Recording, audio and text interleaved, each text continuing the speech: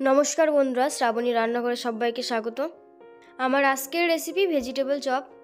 এটা কিন্তু সম্পূর্ণ নিরামিষ, এর মধ্যে আমি কোনো পেঁয়াজ রসুনের ব্যবহার করিনি। যারা বাড়িতে একদম নিরামিষ খাবার খান তারা কিন্তু বাড়িতে এই ভেজিটেবল চপ বানিয়ে খেতে পারেন। দেখে নেওয়া যাক আমার আজকের রেসিপিটি। এবার ভেজিটেবল চপ বানাবার জন্য সবার প্রথমে নিয়ে নিয়েছি বিট আর গাজর, এবং বিট আর গাজর আগে থেকে ভালো করে পরিষ্কার করে ধুয়ে নিয়েছি। এবার গাজর আর বিটগুলো গ্রেট করে নেব। আপনারা যদি গ্রেট করতে না চান তাহলে গাজর আর বিটগুলো ছোট ছোট টুকরো আকারে কেটেও চপটা করতে পারেন। দেখুন সমস্ত কিছু গ্রেট করে নিয়েছি। এবার ভেজিটেবল চপের জন্য একটা স্পেশাল মশলা তৈরি করতে হবে। তার জন্য একটা কড়াই গরম করে দিয়ে দিচ্ছি 2টো শুকনো লঙ্কা, 2 টুকরো দারচিনি, 3টে লবঙ্গ ও 3টে এলাচ, আর দিচ্ছি 1 টিস্পুন মৌরি ও কয়েকটা গোলমরিচ, 1 টিস্পুন গোটা জিরে ও হাফ টিস্পুন ধনে। এবার সব মশলাগুলো 2 মিনিট মিডিয়াম ফ্লেমে ফ্রাই করে নেব। তারপর ঠান্ডা করে গুঁড়ো করে নিলেই রেডি আমাদের স্পেশাল মশলা। এবারে একটা কড়াইতে দিয়ে দিয়েছি 1 টেবিল স্পুন রিফাইন্ড অয়েল, আর দিয়ে দিলাম কিছুটা পরিমাণ চীনা বাদাম। বাদামগুলো 1 মিনিটের মতো ফ্রাই করে তুলে নেব।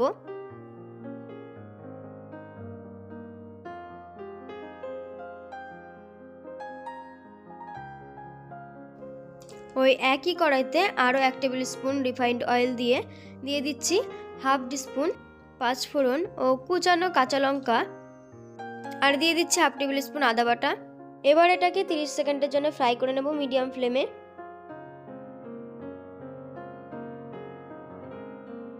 এবারে এর মধ্যে দিয়ে দিচ্ছি গ্রেট করে রাখা বিট গাজর।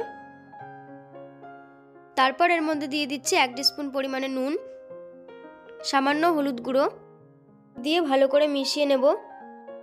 এবার 5 মিনিটের জন্য ঢাকা দিয়ে মিডিয়াম ফ্লেমে রেখে দেব। 5 মিনিট পর ঢাকাটা খুলে দিয়ে দেব তৈরি করে রাখা স্পেশাল মশলা। আমি 1 টেবিল স্পুন পরিমাণে মশলা দিয়ে দিলাম। মশলাটা মিশিয়ে নিয়ে একটা মাঝারি সাইজের আলু সিদ্ধ করে ম্যাশ করে রেখেছিলাম সেটা দিয়ে দিলাম। আলুটা ভালো করে মিশিয়ে নিয়ে দিয়ে দিচ্ছি ফ্রাই করে রাখা বাদাম। আবারও সমস্ত কিছু ভালো করে মিশিয়ে নেব। সবশেষে এর মধ্যে দিয়ে দেব ধনেপাতা কুচানো। তারপর মিশিয়ে নিয়েই ওভেনটাকে অফ করে দেব।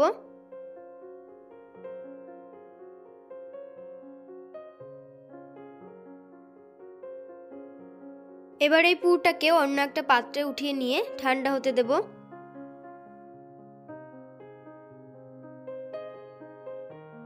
ঠান্ডা হলে ফিরে আসছি। এবার একটা বোল নিয়ে নিয়েছি, এর মধ্যে নিয়ে নিচ্ছি 1/3 চামচ পরিমাণে ময়দা আর 1/3 চামচ পরিমাণে কর্নফ্লাওয়ার।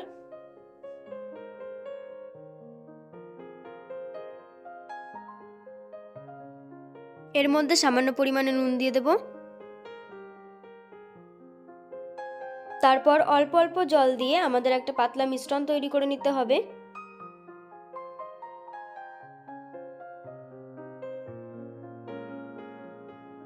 ঠিক এইরকম একটা মিশ্রণ আমি তৈরি করে নিয়েছি।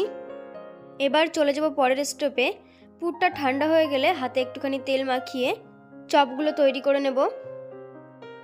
প্রথমে কিছুটা পরিমাণ পুর আমি হাতের মধ্যে নিয়ে নিলাম। নিজেদের ইচ্ছা অনুযায়ী আমরা চপগুলোকে ছোট বা বড় আকারে তৈরি করতে পারি। তারপর হাতের মধ্যে এইভাবে একটা বেলুন আকার আমি করে নিয়েছি। দুদিকটা সামান্য চেপে চেপে চপের শেপটা করে নিলাম। এইভাবে আমরা পুরটা দিয়ে সবকটা চপ আগে তৈরি করে নেব।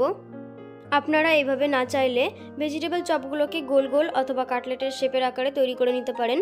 এবারে আমি ভেজিটেবল চপগুলোকে কোটিং করব। তার জন্য নিয়েছি বিস্কিটের গুঁড়ো আর আগে থেকে তৈরি করে রাখা কর্নফ্লাওয়ার আর ময়দার মিশ্রণ। আমি প্রথমে এই চপটাকে ভালো করে মিশ্রণের মধ্যে ডিপ করে নিচ্ছি। তারপর এখান থেকে তুলে নিয়ে বিস্কিটের গুঁড়োর মধ্যে দিয়ে দিলাম। বিস্কিটের গুঁড়ো দিয়ে চারদিক থেকে ভালো করে ঘুরিয়ে ঘুরিয়ে আমাদের কোটিং করে নিতে হবে।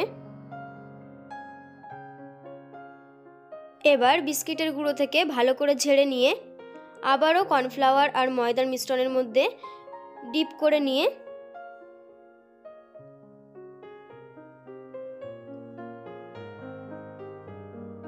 বিস্কিটের গুঁড়োর মধ্যে কোটিং করে নেব। এইভাবে সবকটা চপই আমি 2 বার করে কোটিং করে নেব। তারপর চলে যাব ফাইনাল স্টেপে। দেখুন সবকটা চপ 2 বার করে কোটিং করে নিয়েছি। এবার একটা কড়াইতে বেশ কিছুটা রিফাইন্ড অয়েল দিয়ে ভালো করে গরম করে নেব। তেল গরম হয়ে গেলে ভেজিটেবল চপগুলো একটা একটা করে তেলের মধ্যে ছেড়ে দেব। এবারে ভেজিটেবল চপগুলোকে মিডিয়াম টু হাই ফ্লেমে রেখে আমি ভালো করে ভেজে নেব ঘুরিয়ে ফিরিয়ে। প্রায় 3 থেকে 4 মিনিট সময় লাগবে ভেজিটেবল চপগুলোকে ভালো করে ফ্রাই করতে। ভেজিটেবল চপগুলো আমি খুব ভালো করে গোল্ডেন ব্রাউন করে ফ্রাই করে নিয়েছি। এবার তেল থেকে ছেঁকে তুলে নেব।